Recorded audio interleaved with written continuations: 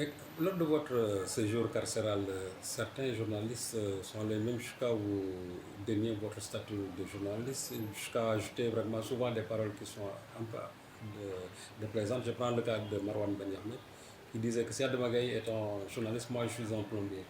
Comment appréciez-vous ces interventions? D'abord, pour ce qui est de Marwan Benjamin, il n'est pas impossible que je le traîne en justice. Ben, il est trop jeune, lui. Quand je traitais avec son père et que j'amenais des millions d'euros à Jeune Afrique, lui, il est à l'école, il était dans... C'est l'ange ou quelque chose comme ça. Donc si aujourd'hui il commence à parler, c'est que, bon, vous savez, c'est la jeunesse. J'ai été journaliste avant lui. Je suis diplômé d'une école de journalisme. J'ai pratiqué le journalisme dans les structures les plus importantes qui soient au monde.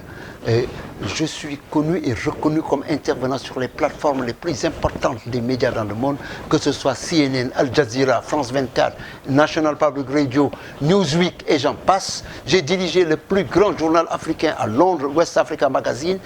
J'ai dirigé la plus grande structure de communication régionale ouest-africaine à la CEDEAO comme directeur de la communication. J'ai dirigé la communication du groupe Ecobank, le plus grand groupe bancaire. J'y ai produit des résultats. Maintenant, si certains encore doutent que je suis journaliste, ce n'est pas grave. J'ai épuisé la part que j'avais dans le journalisme. J'ai eu la chance de rencontrer les Nelson Mandela en exclusivité, de rencontrer des Kofi Annan, d'avoir couvert la Maison Blanche, de rencontrer les John Garang, d'avoir parcouru le continent africain, d'avoir été impliqué à tous les grands événements concernant ce continent pendant la deuxième moitié pratiquement du XXe siècle, que ce soit la conférence de Bâle, les grandes conférences de la Banque mondiale. Qu'est-ce que vous voulez que je dise encore? Si des jeunes pousses qui ne connaissent rien, qui ne savent même pas que je fais partie de ceux qui ont créé le Synpix, se lèvent pour dire que monsieur n'est pas journaliste, je crois que, vous savez, c'est l'ignorance. Comme ils ne savent pas, je tolère. Que répondez-vous à ceux qui disent que Adamagaï est un prétentieux, c'est un mégalomaniaque, il est imbu de son savoir? Vous savez, dans le journalisme, l'une des règles, c'est d'éviter les adjectifs et les adverbes. Croyez-moi, je suis un talibé. Je suis d'une simplicité totale. J'ai été élevé dans le terroir. Et ça, c'est resté en moi. Quant à dire que je suis imbu de mon savoir, je suis mégalomaniaque, je suis prétentieux, il n'y a pas de problème, j'assume. Où est le problème? Est-ce que ce sont des tares? Je ne suis pas allé en prison pour avoir volé. Je n'ai pas détourné, je ne suis pas incriminé pour viol, je ne suis pas incriminé pour escroquerie, je ne suis pas incriminé pour vente de drogue, je ne suis pas incriminé pour terrorisme, je ne suis pas incriminé pour quoi que ce soit qui soit contraire aux intérêts de la nation. Les questions qui s'appliquent à ma personne sont secondaires. Aujourd'hui, comment jugez-vous la façon avec laquelle nos ressources naturelles sont gérées par l'État? C'est un scandale. Le Sénégal est en train de devenir très rapidement le modèle à ne pas copier en matière de gestion de ressources naturelles. L'anti-modèle du Sénégal l'est aujourd'hui. Ces ressources sont pratiquement perdues avant même de sortir de terre ou des océans. Et donc, je crois qu'il faut qu'il y ait un débat sur un tel sujet. Nous avons vu dans le monde des pays qui ont su bien gérer leurs ressources naturelles, que ce soit la Norvège, que ce soit même certains pays arabes traditionnalistes, comme l'Arabie Saoudite, les Émirats Arabes Unis, le Qatar. Mais on a vu aussi des contre-exemples. Vous savez très bien que le Venezuela aujourd'hui est au bord de la faillite, bien qu'il y ait la plus grande ressource en hydrocarbures au monde. Vous avez l'Angola, vous avez le Nigeria, vous avez le Gabon. Beaucoup de ces pays, notamment en Afrique, sont des exemples où la malédiction des ressources est une réalité. Le fait que Macky Sall ait laissé son frère être impliqué dans ça a rendu la chose toxique. De sorte que le risque aujourd'hui, c'est que les investisseurs vont commencer à évaluer le risque Sénégal avant d'y venir. Ensuite, nous avons le plus grand danger de voir que cette économie de ressources naturelles, qui est souvent une économie d'enclave, où les ressources sont exploitées par des sociétés technologiquement beaucoup plus avancées, puisse nous passer au nez à la barbe, parce que les accords qui sont signés, ce n'est pas évident de les remettre en question. Parce que le droit des investissements qui couvre ces ressources naturelles est protégé par un certain nombre de traités connus et reconnus dans le monde, en particulier la Convention de Washington qui a créé le Centre international de résolution des disputes sur les investissements de CERDI. Or, en vertu de l'article 25 et du test Salini, le grand risque est que les pays ne peuvent pas faire face aux multinationales. Et il y a des sentences arbitrales qui sont couvertes par le traité de New York de 1958 de l'ONU, qui permet, n'est-ce pas, d'appliquer les sanctions arbitrales concernant les pays, opposés aux pays. Donc, si nos gens ont mal négocié, comme je le crains, comme je le sais du reste, nous sommes mal barrés, nous avons perdu ces ressources, des miettes ont été données à des gens qui ont été corrompus, et le Sénégal risque de se retrouver avec ses yeux pour pleurer. Ça veut dire qu'il n'y a aujourd'hui aucune possibilité de renégociation de ces contrats-là. Il y a des négociations, il y a des renégociations, mais ces renégociations ne seront pas faciles. Il faut savoir que les traités sur les droits des investissements, ce qu'on appelle les traités bilatéraux d'investissement TBI, ont été créés après les décolonisations, principalement pour protéger les intérêts des pays coloniaux occidentaux. Aujourd'hui, les pays africains qui essaient de se rattraper ont commencé à mettre en place des mécanismes d'arbitrage, notamment l'OHADA, créé en 1993 par le traité de Port-Louis. Cela n'exonère pas ces pays de leur engagement au-delà du continent. Parce que les grandes sociétés qui viennent, genre BP et autres, Exxon, qui viennent sur nos territoires pour chercher des ressources naturelles, préfèrent se couvrir par ces instruments qui sont hors du continent africain. Alors si vous voulez récupérer vos ressources à travers une renégociation, mais il faut bien savoir que ces grandes multinationales ont des armées de juristes parmi les plus pointus qui connaissent le droit des hydrocarbures et qui ont négocié en verrouillant toutes les possibilités de renégociation. Alors, dans le passé, évidemment, il y a eu des remises en question d'avantages qui étaient concédés à des multinationales. Si bien que dans la deuxième moitié du XXe siècle, quand des concessions pétrogazières ont été données à des multinationales occidentales, les pays arabes qui étaient les premiers producteurs de ressources naturelles et aussi des pays comme le Mexique ou le Venezuela, à un moment donné, se sont dit il faut que ce soit renégocié. Et il y a eu des actions qui ont été enclenchées avec la création en septembre 1960 de l'OPEP, puis avec des coups de poing tapés sur la table par des leaders nationalistes comme Kadhafi en 1969, qui a renégocié avec Enrico Mattei, le grand patron de la firme italienne Eni, qui par la suite a été tué dans un accident d'avion douteux. Alors, ce qui se passe, c'est que cette période-là de nationalisme des ressources qui avait permis à ces pays de revenir sur les engagements qui donnaient des concessions sur leur territoire à des multinationales qu'on appelait à l'époque les 7 sœurs, notamment BP, Shell, Exxon et j'en passe, cette situation-là n'est plus en vigueur. Les multinationales ont appris à prendre leur avance, leur distance, notamment en mettant des clauses de stabilisation, clauses qui les protègent, ce qui fait que ce ne sera pas évident. Et pour le faire, il faut trouver des avocats et des professionnels aguerris qui ne se trouvent pas dans nos pays, notamment pas au Sénégal. Il faut aller les chercher ailleurs, aux États-Unis et ailleurs, et il faut les payer rubis sur l'ongle au plus fort.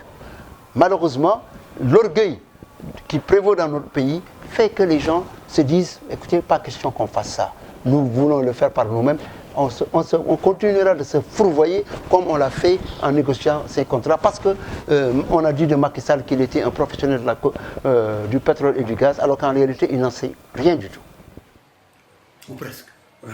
Bon, aujourd'hui, pour exiger la transparence dans le domaine bien sûr des ressources naturelles, pensez-vous que réellement le combat que Armin Bock est en train de mener pour exiger cette lumière-là sur la gestion des ressources, ce combat-là quand même puisse aboutir à avoir la transparence? C'est déjà un bon pas qu'il y ait des Sénégalais, quelle que soit leur situation, qui se préoccupent de nos ressources naturelles. Donc ça, c'est une excellente chose qu'ils fassent, qu'ils soient là à faire l'effort de remettre en question, n'est-ce pas, la gestion opaque de nos hydrocarbures. Maintenant, je crois qu'il ne faut pas s'arrêter à un combat national ou nationaliste. Il faut l'internationaliser. Il faut que les instances qui doivent connaître de la situation soient mises à jour. Et je parle en particulier de la bourse de New York. Je parle des instances judiciaires, notamment le ministère américain de la Justice, le Foreign Corrupt Practice Act en Angleterre, aux États-Unis, le Serious Fraud Office en Angleterre. Tous ceux qui doivent savoir, les médias internationaux doivent savoir. Et les institutions qui veillent au refus d'une criminalisation, d'une exploitation corruptogène de nos ressources, que ces gens-là soient désignés du doigt et poursuivis. Maintenant, le danger qu'il y a dans nos pays, c'est que ce soit Arlunio Bopp et d'autres, s'appuient sur des institutions qui ne sont pas forcément les plus efficaces, les plus efficientes, les plus opératoires, du genre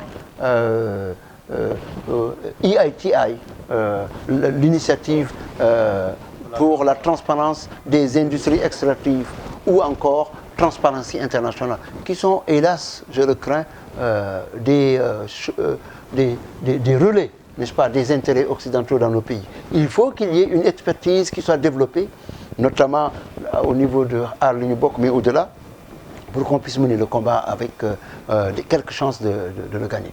Je dirais déjà, dans ce sens, une des actions à mener, c'est que le débat soit intensifié ces jours-ci pour que Macky Sall ne puisse pas aller en Afrique du Sud comme il l'entendait le 9 octobre, faire, pas le prix, faire un appel, une vente de licence des blocs d'hydrocarbures.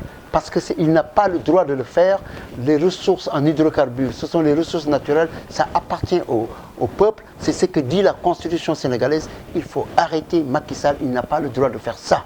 Et je pense que le timing est essentiel pour mener ce combat-là.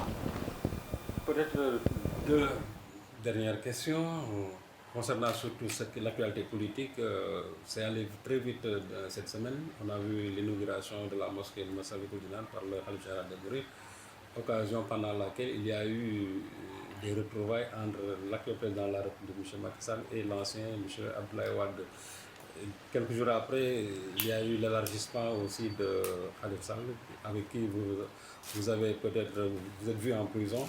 Alors comment analysez-vous vraiment ce contexte-là politique Je pense que c'est une situation qui évolue et qui va encore évoluer rapidement.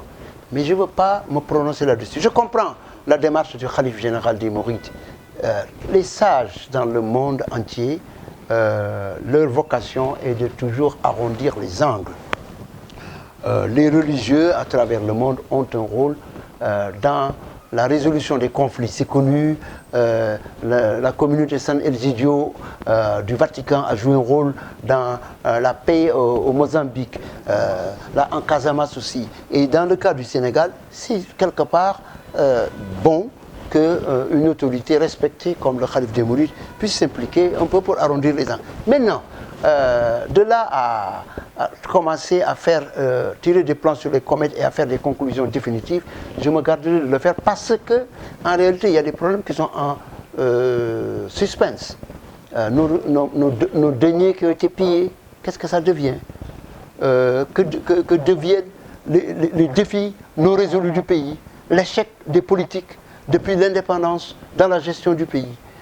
Voyez-vous, le fait qu'on ne parle pas ou plus suffisamment des inondations, on ne parle plus de la crise de l'éducation, on ne parle plus des accidents, la dette, et On oublie même de parler de celle qui me semble être la vedette, quelque part reléguée au second plan de cette inauguration, la jeune fille qui a conduit les travaux, Marianne Seck Sall, je crois, ou je ne sais plus comment, cette jeune fille-là, et le rôle des femmes dans ce pays, quand on commence à voir les femmes par leur éducation et tout, qui donnent le pion aux hommes, et que malheureusement, au moment où on se mettait à parler de Macky et Abdoulaye Wade dans un accord qui est problématique parce qu'il n'a pas révélé tous les tenants et aboutissants, on oublie, n'est-ce pas, cette jeune fille-là, et on parle des jeunes filles qui vont vendre leur corps pour s'acheter, n'est-ce pas, des téléphones portables iPhone. Ça, c'est, je pense, quelque part, l'un des points faibles d'une presse qui ne sait pas mettre le curseur, n'est-ce pas, sur l'essentiel et parfois se laisse distraire selon les circonstances du moment. Vous avez décidé de quitter Facebook. C'est un fait avéré? D'abord, je dois aller me soigner. Je dois aller faire le bilan de ma santé. Je pense que je vais partir ce vendredi, Inch'Allah.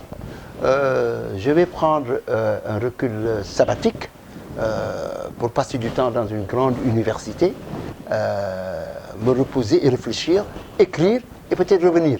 Mais je pense que le besoin de prendre du recul est là, c'est nécessaire, parce qu'il y a tellement de choses qui ont été dites sur mon propos qui sont fausses. On m'a fait passer pour un prétentieux, c'est faux. On m'a fait passer pour un mégalomane, c'est faux. Tout ce que je dis, c'est la vérité, c'est des faits. Je vous dis, je mets encore au défi Macky Sall.